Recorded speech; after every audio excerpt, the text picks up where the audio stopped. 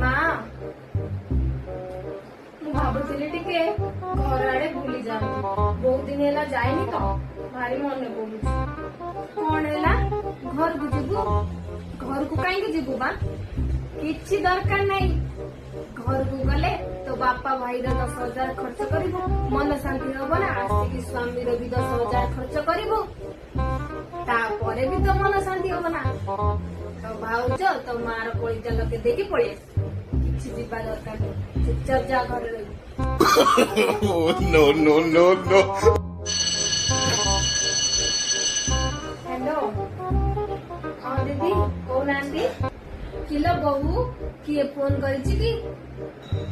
ମା, ଦିଦି ଫୋନ କରିଛନ୍ତି। ଓ ଆଚ୍ଛା, ତ ନଣନ୍ଦ କରିଛି। ହଉ ତାହେଲେ କଥା ହେଇସାରିକି ମତେ ଟିକେ ଦବୁ, ମୁଁ ଟିକେ କଥା ହେବି। କଣ ହେଲା? ତମେ ଘରକୁ ଆସିବ? କିଛି ଦରକାର ନାହିଁ। ଘରକୁ ଆସିଲେ ଅଯଥା ତମ ସ୍ୱାମୀଙ୍କର ଖର୍ଚ୍ଚ ହବ, ବାପାଙ୍କର ବି ଖର୍ଚ୍ଚ ହବ। ଏମିତିରେ ତ ଶାନ୍ତି ହବ ନା ତମର? ମାଙ୍କର ମୋର ଝଗଡା କରିକି ବି ପଳେଇବ। କିଛି ଦରକାର ନାହିଁ ଆସିବା।